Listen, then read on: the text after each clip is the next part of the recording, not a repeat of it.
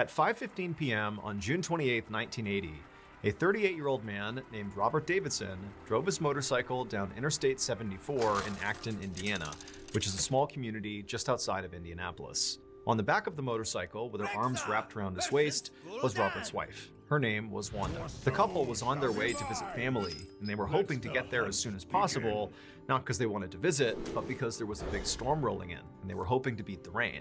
In fact, right now, right above them, the sky was turning a dark gray and looked very ominous. But as Robert nudged his engine to go a little bit faster, these big raindrops began pelting his arms, and he knew the skies were opening up and he would have to pull over so he and his wife could put on rain jackets. And so Robert pulled over to the side of the road, and as soon as he was stopped, Wanda climbed off, and Robert was about to climb off as well and open up the little trunk in the back of the motorcycle to get the rain jackets. But before he did that, there was this sudden flash of light, and then Robert felt pain all throughout his body. His muscles went totally rigid, and then he crumpled off his bike onto the ground, and everything went black. Less than 5 minutes later, an ambulance arrived on the scene, and several first responders jumped out, including a woman named Kimberly Cobb. Now, Kimberly had been briefed up on this situation. A man and his wife had pulled over on the side of Interstate 74, and the man had been struck by lightning. And so as she ran up to the couple, she could see Robert was on the ground. He was not moving, his skin was waxy and gray, and his wife was sort of in shock, and she was standing next to him just kind of sobbing uncontrollably. And Kimberly, she jumped into action. She jumped down next to Robert, and she felt for a pulse, but he didn't have one. At this point, Kimberly knew she maybe had a couple of minutes here to basically revive Robert, or he was doomed. And so Kimberly, she worked immediately on stabilizing Robert's spine, while one of her team members, one of the other first responders, jumped in and began doing CPR. And then a third first responder hopped on the ambulance radio and called in an emergency medical helicopter to get here and fly Robert to a hospital as soon as possible. They quickly got a response from the helicopter crew saying they were en route. But before the crew or any of the first responders could communicate any further over the radio, suddenly, out of nowhere, their ambulance just completely shut down. Like completely shut off. The lights, the sirens, the engine, everything went completely silent. And this was a huge problem because some of the medical equipment that they needed to keep Robert alive until the helicopter got here required the ambulance to be on to use it. And so with the ambulance off, it was useless. But in addition to just what a problem this was, this also was like really confusing to Kimberly and the other first responders. Because when ambulances are built, they are built with the idea that there can never be a situation where the ambulance just totally turns off. Because again, it's like a worst case scenario. And so they give each ambulance 2 batteries, a primary and a backup, so that if for some reason the primary dies, you always have that backup and can always use the life-saving equipment. So the idea that both of these batteries failed simultaneously was like, how? How could that possibly happen? But before Kimberly or the other first responders could even begin to understand how that happened, something else began happening. They turned and saw there was this woman dressed in this old, long black dress running up the road, this desolate highway. This woman is charging up the road, screaming at them, and above her head, she's waving a Bible, and she's yelling at them to, hey, let me touch him. Let me touch him. I can save him. And the first responders are looking at each other like, what is going on here? Now, none of the first responders, nor Wanda, had any idea who this woman was as she continued running up the road, waving her Bible and yelling at them. But again, you need to picture this scene. The ambulance is off. They can't do anything to help Robert. They're basically waiting for the helicopter to show up, which they hope is on the way, but they can't communicate with the helicopter.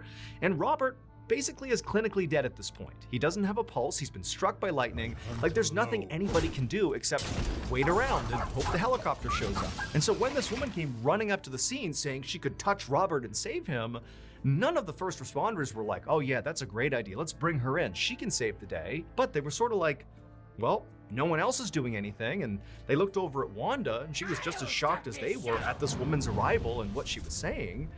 And so the first responders and Wanda just kind of stood there and allowed this woman in her black dress with her Bible to just wander up, crouch down next to Robert, and begin this totally bizarre ritual. At first, the woman just began praying over Robert, and she's holding her Bible, and she's very focused and she's calm. And again, Kimberly, the first responders, and Wanda, they're all just standing there looking at each other and looking at this woman being like, what is going on here? And eventually this woman in black, she begins getting really animated and begins slamming her Bible on the ground over and over again and begins screaming up at the heavens, demanding they save this man's life. Now, Kimberly and the others and Wanda, they're all watching this in total shock and just kind of let it keep on happening. Because again, it was sort of like, at this point, we're already committed, and what harm can this woman do? I mean, Robert's clinically dead. And so Kimberly and the others just stood there silently watching as this woman in black continued to slam her Bible and demand that this man be saved.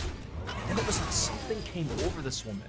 It was like she was completely possessed, and she grabbed her Bible and she lifted it over her head. She's kneeling right beside Robert, and when she opened her mouth and looked up at the sky, it wasn't her voice that came out. It was like another voice, and she began speaking in tongues, things that didn't make any sense. She's saying all these crazy gibberish things to the sky, and as Kimberly and the others are getting frightened by what they're seeing and are about to step in, it was like the woman just stopped, and she stood up slowly, turned, and walked down the road back the direction she came. And within seconds of this woman beginning to walk off, the ambulance turned back on, lights, sirens, the engine all came back on, nothing wrong with it, and Robert began to breathe.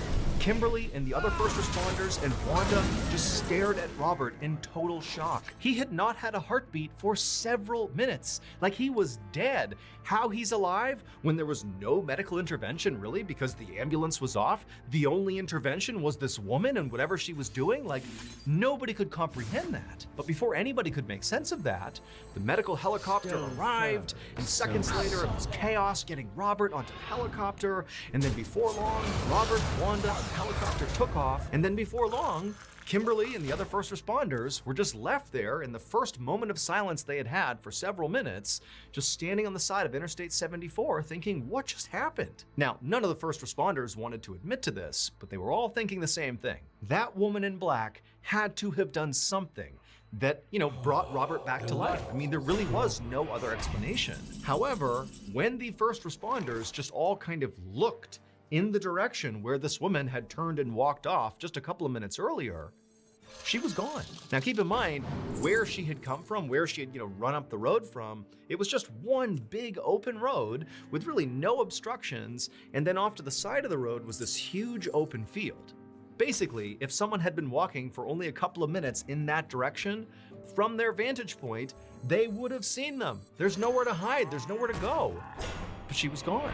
However, Kimberly and the other first responders would quickly learn that this particular stretch of highway, in fact, more specifically, the field off the side of this highway, had great significance to this whole story. That big field that lined Interstate 74, where effectively the woman in black had disappeared to, used to be the home of a place called the Acton Campground, which was a Methodist community in the 1800s. The members of this community were known for their really loud prayer style and also for speaking in tongues. Now, unfortunately, this community actually burned to the ground in 1864.